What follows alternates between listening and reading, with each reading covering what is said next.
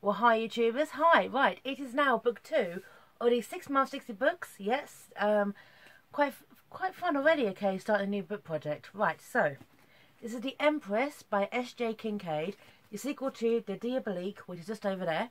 Now, I read the first one last year. I absolutely loved it. It's the sequel. It's interesting though because the Diabolic, was at least to me, was not meant to be a sequel. It wasn't meant to be a trilogy, but now it is. Because the first one kind of closed on a good note, and this was... Okay, I'm going to read the blurb, okay? An empress is graceful. An empress is a partner. But most importantly, an empress is human. It's a new day in the Empire with Tyrus on the phone and Nemesis at his side. They want to find a new way forward. One where they don't have to hide or scheme or kill. But having power isn't the same as keeping it. And change isn't all that welcoming.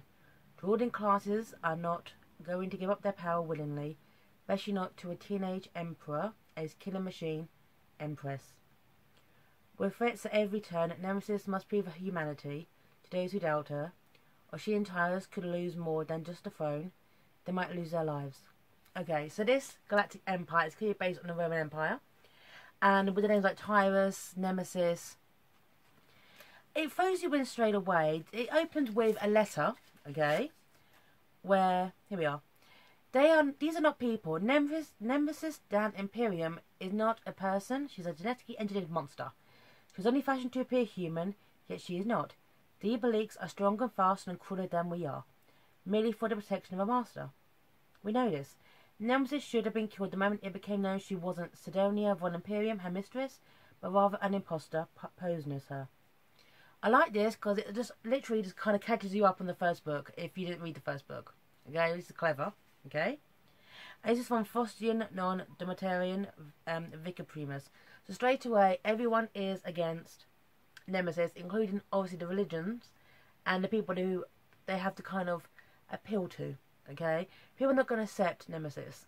She is basically a genetically engineered monster, and now she's in control. When it comes to Nemesis' point of view, okay, once again, chapter 1, someone poisoned me, I knew it with a single sip, that son was about to die. I glanced around the crowded presence chamber, hoping to spot the doomed idiot who thought to poison a Diabolic. It was hardly the first attempt in my life in the hurried days since Tyrus' coronation. There had been a young Grand Australius who tried to stab me in a surprise attack. I've been bemused enough to tolerate his clumsy slashes for a few moments.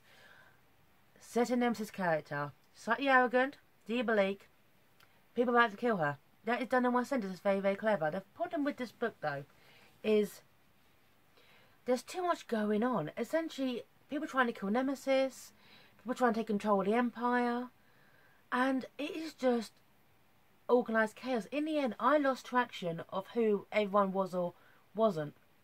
It was too much going on. This book is 370 pages, but I lost track of the characters. Without Sidonia, who was basically the central focus of the first book, who, spoiler here, died at the end of the first book as well. Sidonia was a kind of focal point. Nemesis did what she did to keep Sidonia alive and safe. But, excuse me, it's like cold. But Sidonia still died. Without that focal point, the book loses traction. And that's not a good thing. Because this is S.J. Kincaid's idea of trying to build a world around her. Trying to kind of get more a kind of mythos to religion, how this galactic empire in space came to be. I mean, moving forward, chapter 14, okay, this is basically talking about the origins of their religion. Everyone knew the origins of the Hellenic faith. Savannah was an ardent follower of the old religion, and she chose to seek out Earth on a pilgrimage. Most made the attempt, did not return. Savannah did, but she hadn't found Earth. Instead, she happened upon the transatlantic system, a place like no other, a wondrous starlight realm. And eventually old faith shifted, as the living cosmos itself instructed her anew in a time of solitude. And returned to the young colonies from where she came from, and to find that she'd left them, but all she left behind were long dead. She became ageless. She was over 300 years old, yet appeared all of 25. Spoke of the living cosmos, and at first gathered only a few followers. Savonia sought to prove herself and vowed to her followers as she would leave them and return when they were of great age. In decades that followed, many after Savonia again disappeared into the Starlight Realm, many lost faith. And then she returned as young as she'd been upon her departure, and they were all old. It was not false youth, it was true youth. She'd been blessed by the divine cosmos, and her followers grew in number as they saw with their own eyes had she been made immortal. But some asked questions that Savonia could not answer in a way they understood, as she began to share chemicals with them to open their minds to give them insight bestowed on her by a Starlight Realm. Coupled with her beauty, resonant voice, a chemically influenced mind could be enlightened. Setting up the religion of this Hellenic faith is genius because it kind of builds an idea a little bit more. And kind of interties with these two characters who you could basically say have their destiny. Okay? One is a Diabolic, the Empress, who is not human, and the other one is on a long line of an ancient family, and he's the last one left. Once again, the power struggles. But the thing is, they are so desperate. Tyrus and Nemesis are so desperate to get the religion on their side, to actually go through the void to track down the intended, okay? To basically grant Nemesis human status. If she is officially recognised as a human by this religion, they will accept her.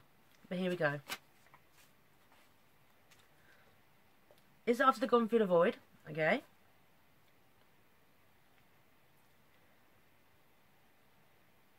My point here is this is the process that created the first creatures like Nemesis.